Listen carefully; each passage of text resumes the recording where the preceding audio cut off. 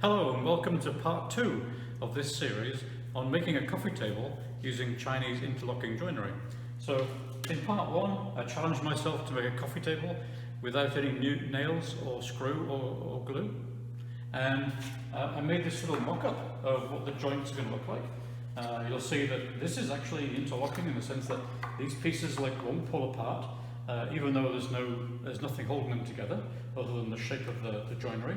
And the reason these won't pull apart is because if you lift this tabletop off, you'll see there are two pins underneath, and these two pins go through holes in the top of the table, and you can see that if I pull these apart, you can see there's a mortise and tenon here, and the pin from the leg goes through the tenon and prevents it from being pulled out of the mortise. That's what we mean by interlocking joinery.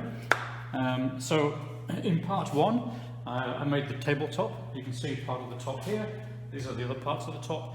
If you'd like to see how I made those, then please check out the part 1 video. This is part 2. In part 2 I'm going to be making this piece, which is basically the legs and the aprons with these pins, and I'm going to be putting some holes in the top so that it will go onto those pins. That's going to be part 2.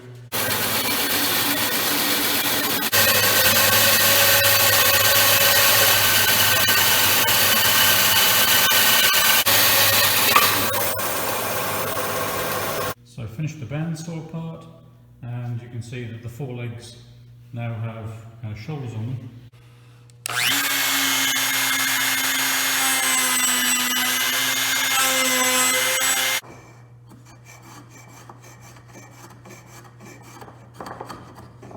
So next I'm going to mark the positions of the sliding dovetails on the top of these legs.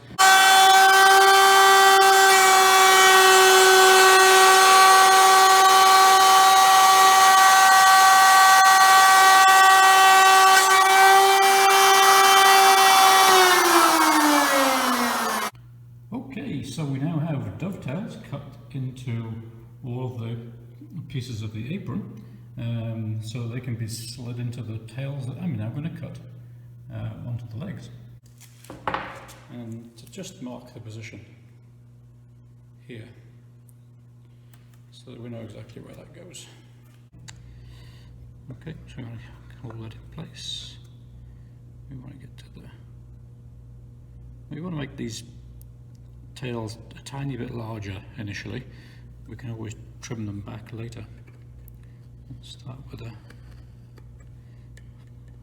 gentle line and reinforce it with a couple of extra strokes. So I think I've done about as much as I can with the router. Unfortunately I can't use the dovetail bit in the router because it's basically not long enough. So I'm going to have to do the rest of this cutting using a chisel.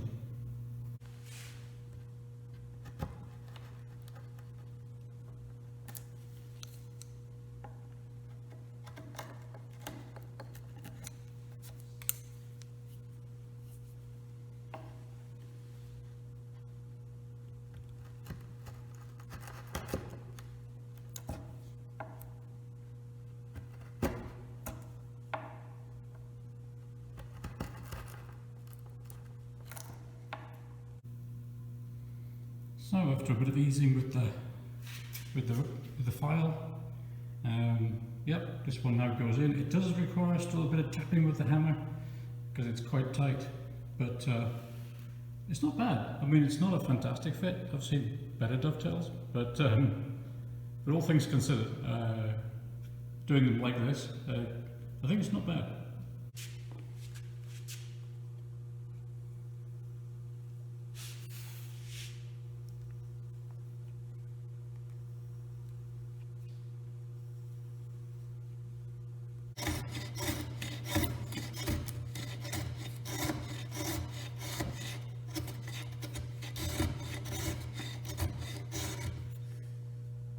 The corners now fitting together, and there's a pretty reasonable kind of miter down the corner there. I think I might need to trim that very slightly, but basically, yeah, I'm pretty happy with that. I think it's not bad.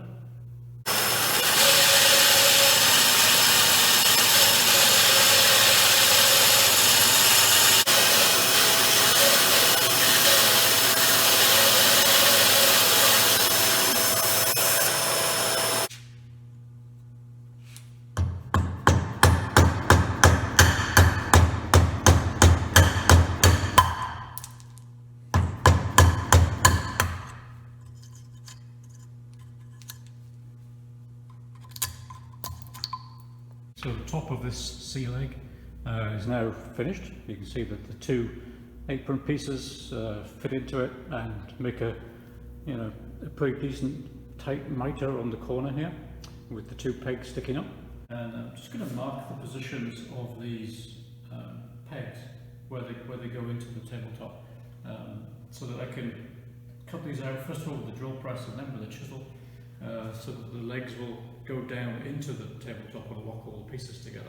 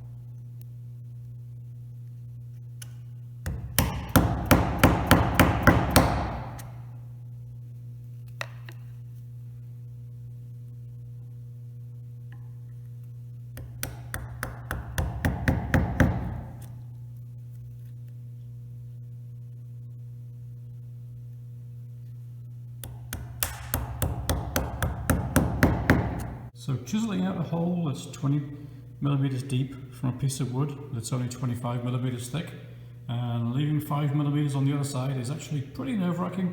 Anyway, you can see I've done one here has just been drilled, one's been drilled and then cut with a chisel square.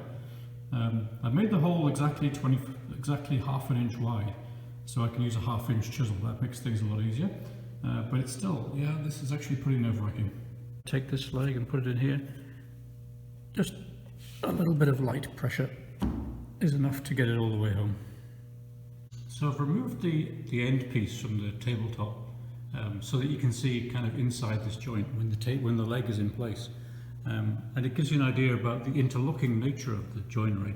So you can see, for example, that the pin from the leg is going like right through the tenon that's normally inside the mortise.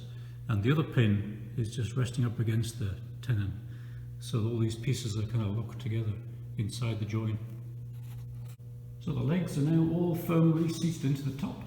I've also cut some grooves in the aprons, and then this bit can come up kind of like this.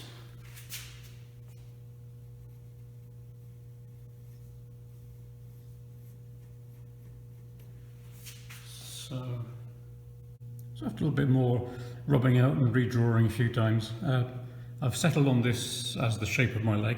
So I finished cutting out my leg template. It's going to need to be copied onto the front of the leg like this, and then flipped on the other side and copied onto that side of the leg. So this is what the leg looks like after the band sawing part. It's obviously pretty rough, but yeah, I'm reasonably happy with it. So the best tool for doing these inside curves seems to be this spoke shave. It seems to, do the best smoothing job down here. So the most useful tool for these outside curves seems to be this file. It seems to work really well. So if you're going to do this yourself, you might want to consider doing it like this. So I finished the first leg. This is what it looks like actually on the table. Obviously still got 3 more legs to make. I'm not going to video making the other 3 legs. They're going to be made exactly the same way as this one. So I'm going to wrap up this part 2 video at this point.